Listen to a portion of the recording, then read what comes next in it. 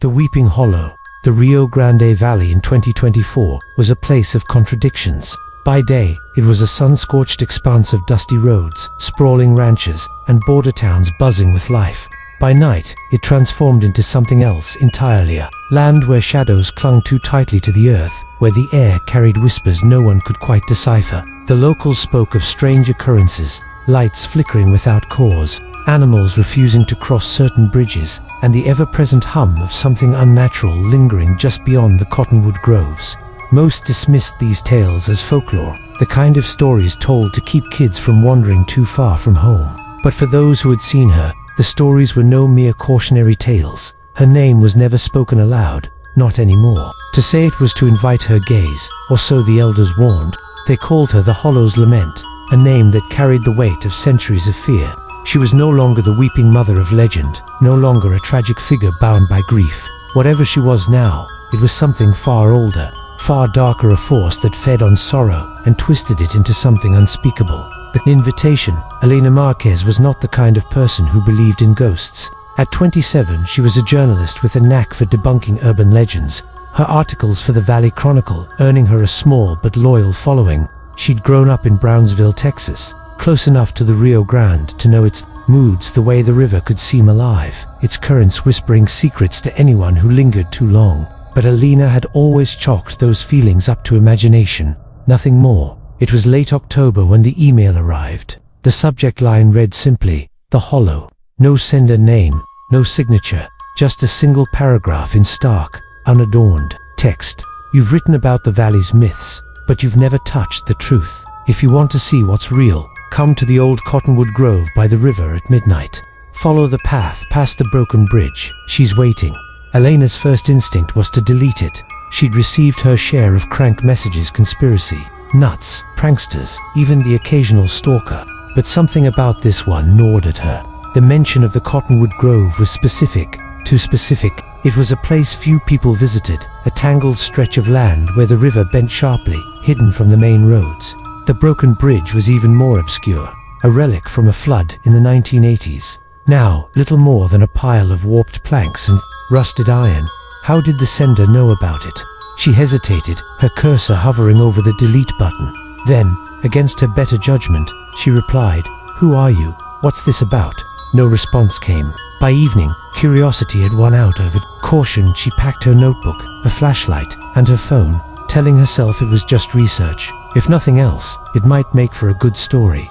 The drive to the grove was uneventful, the highway stretching endlessly under a moonless sky. The air was heavy with the scent of damp earth and mesquite as she parked near the riverbank. The cottonwood trees loomed ahead, their gnarled branches twisting like skeletal fingers against the night. Elena switched on her flashlight, its beam cutting through the darkness as she followed the faint path toward the broken bridge. The silence was oppressive, broken only by the occasional rustle of leaves or the distant croak of a frog. She reached the bridge, or what was left of it, within minutes. The structure sagged into the river, its supports half submerged in the sluggish current. Beyond it, the path continued, overgrown with weeds and thorns. Elena hesitated. The email had said to follow the path, but something in her gut screamed to turn back. Then she heard it, a low, keening wail, faint but unmistakable, drifting from somewhere deeper in the grove. It wasn't a human sound, not entirely. It was too raw, too jagged, like the cry of something caught between worlds. Elena's heart pounded, but her journalist's instinct pushed her forward. She stepped past the bridge, her flashlight trembling. In her hand, the path wound deeper into the grove, the trees growing denser, their roots twisting across the ground like veins. The wail grew louder, more distinct, weaving through the air like a melody played on broken strings. Elena's breath caught as she realized it wasn't just one voice, it was many, layered and overlapping, a chorus of anguish that seemed to come from everywhere and nowhere. She stopped, her flashlight sweeping across the trees. The beam caught something, a flash of white, fleeting and formless, disappearing behind a trunk. Elena froze, her pulse hammering in her ears. "Hello," she called, her voice swallowed by the grove. No answer came, only the wail, now so close, it seemed to vibrate in her bones. Then she saw her. She stood at the edge of the path, half hidden by the shadows of the cottonwoods. A woman, or something like one, her form draped in tattered white cloth that shimmered faintly, as if woven from moonlight. Her face was obscured, her head bowed, long black hair spilling over her shoulders like ink. The air around her seemed to ripple, distorting the trees behind her. Elena's flashlight flickered, its beam weakening as if the darkness itself were feeding on it. "Who are you?" Elena managed, her voice barely a whisper. The figure didn't move, but the wail intensified, splitting into a cacophony of voices, some pleading, some screaming, some whispering words Elena couldn't understand. She took a step back, her foot catching on a root. The figure raised its head, and for a moment, Elena saw its face, saw the lack of one. Where eyes and mouth should have been was a void, a swirling abyss that seemed to pull at her, drawing her in. Elena turned and ran, the hollow's grip. She didn't stop until she reached her car, her chest heaving, her flashlight abandoned somewhere in the grove. The wail followed her, echoing in her mind long after she'd sped away from the river.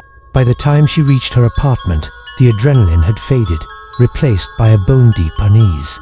She locked the door, checked the windows, and sat on her couch, staring at her phone. The email was still there, unchanged, but now it felt like a curse. Sleep didn't come that night.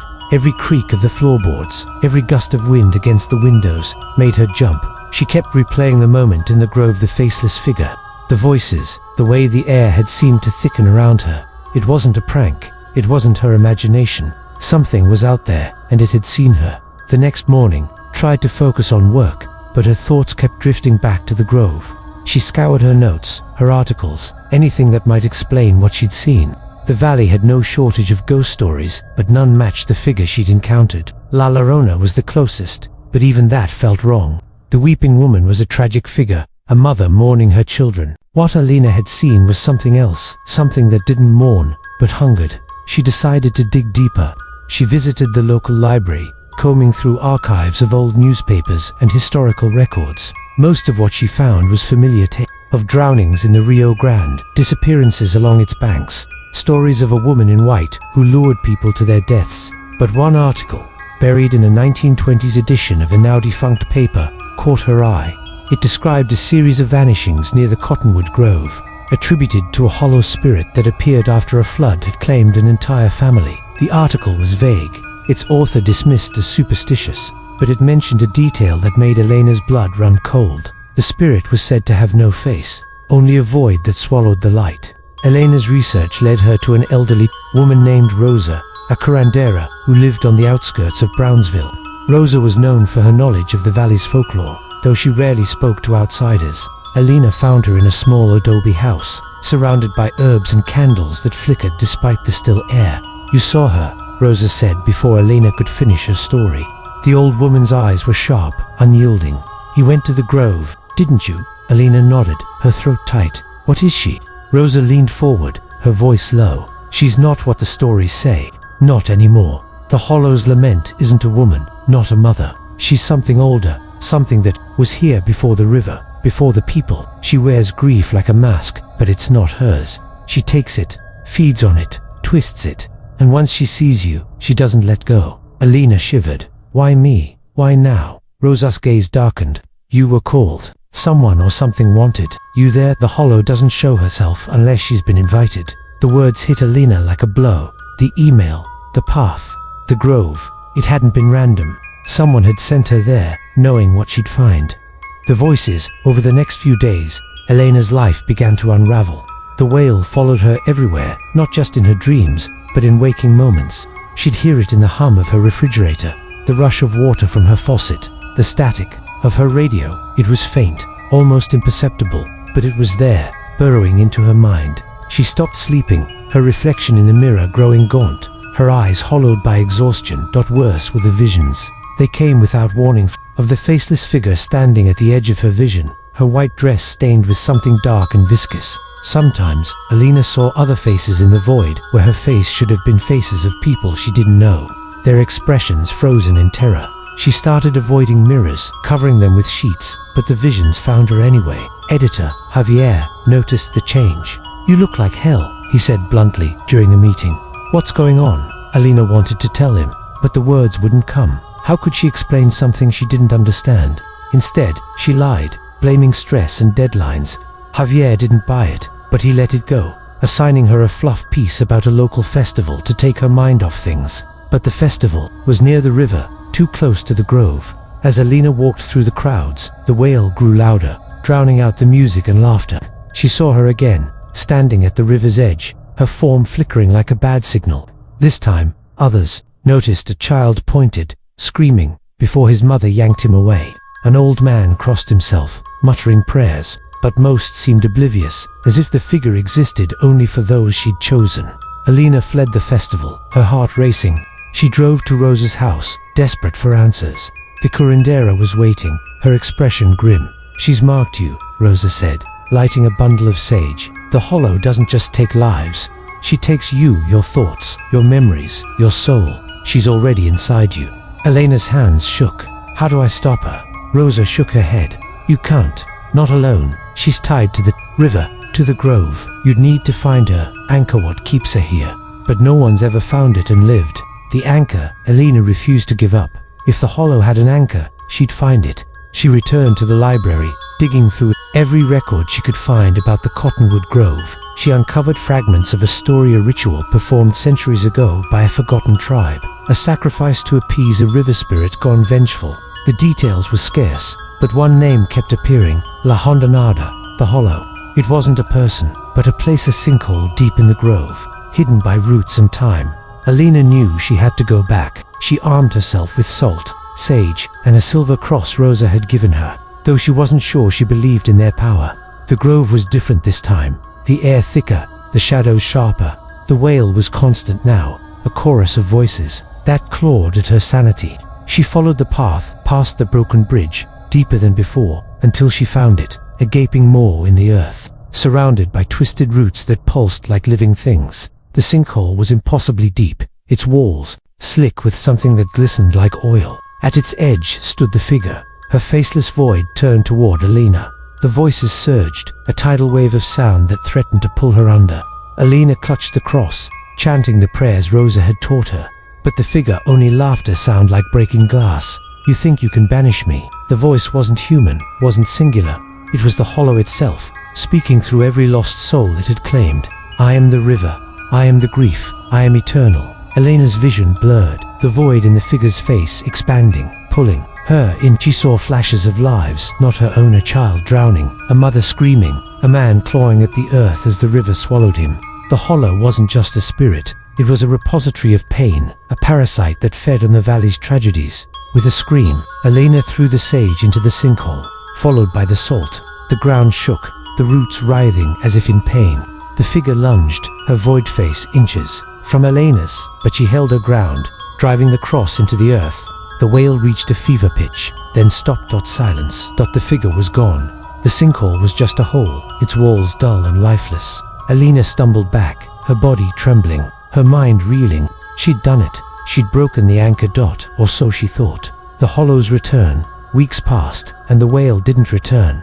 Elena's visions faded. Her sleep returned, though fitful. She wrote her article, framing it as a historical piece about the valley's folklore, careful not to mention her own experience.